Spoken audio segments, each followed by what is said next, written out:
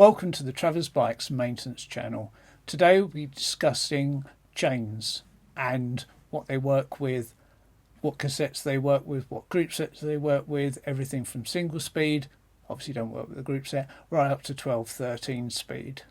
Okay, if you haven't already, can I ask you to take a moment to subscribe and like this video.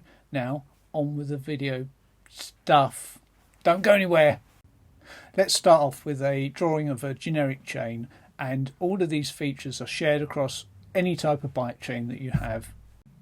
In this drawing, the outer plates are marked in cyan, the yellow is the inner plates, with the pin, which the roller sits on, is red, and the roller itself is in magenta. The pitch, which is the distance between each pin on the chain, which is marked in red on this drawing, is 3.175 millimeters, or 1/8 of an inch. And this is the same no matter whether it's a road, mountain bike, BMX, any bike chain will have this gap. Let's get the single speed chains out the way first.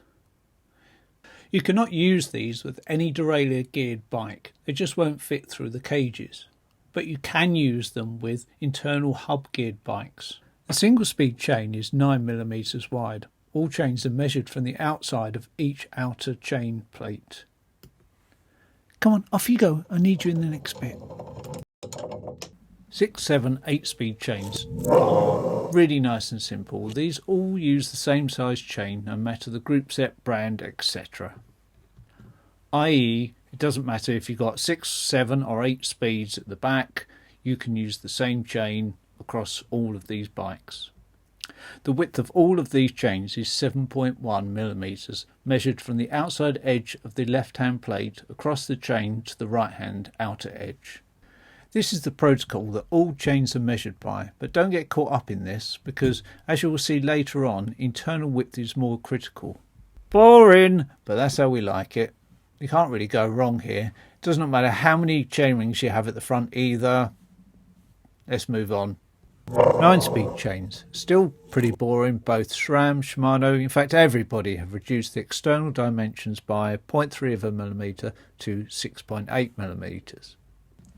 This is to fit the extra 9th sprocket on of the cassette. Again, you can pretty much mix and match from Campag to Shimano, SRAM, whatever you want.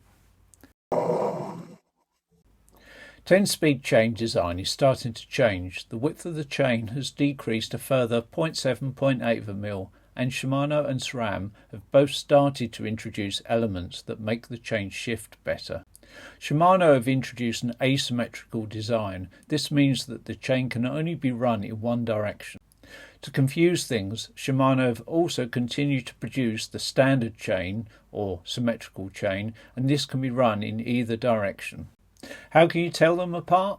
It's reasonably easy. The asymmetrical chain has writing only on one side, and that should be facing outwards towards you when you put it on the bike, around the chain ring, and it has a 01 at the end of the name.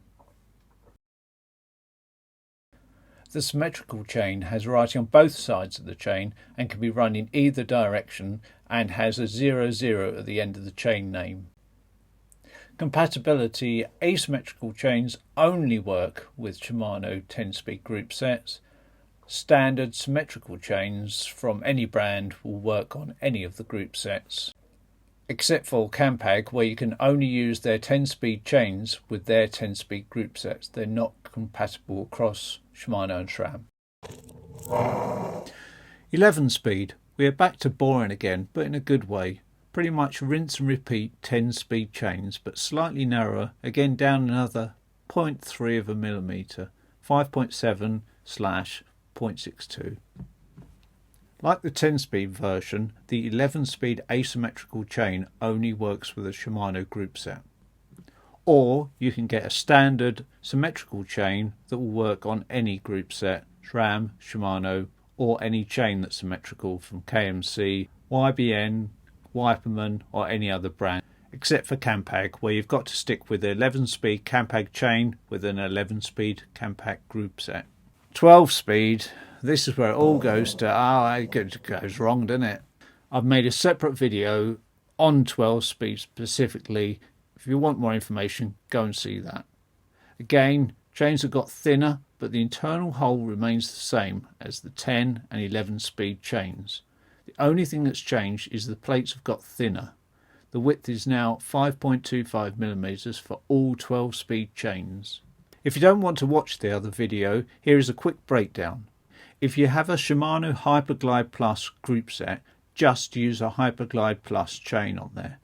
You can use other standard 12-speed chains, but you will lose the improved shifting offered by the extended plates on the Hyperglide Plus. SRAM, Eagle Standard and Campag, you can use any normal symmetrical 12-speed chain, but for better shifting I would stay brand loyal.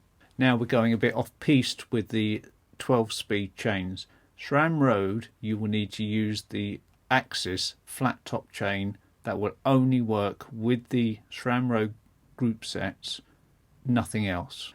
The new SRAM Eagle mountain bike group set is called T-type. This is because it uses a flat top chain. Don't confuse it with the road version of their flat top chain. They're not compatible. You cannot swap the mountain bike flat top chain for the road flat top chain. SRAM really need to sort out their naming conventions. It's going to confuse a lot of people. That concludes the 12-speed chains. Campag have also introduced a group set that uses 13 speed called the Ekar. You can only use that chain with that group set. I think that was quite straightforward. If I've missed anything, please put it on the comments below. Please, if you haven't already, subscribe.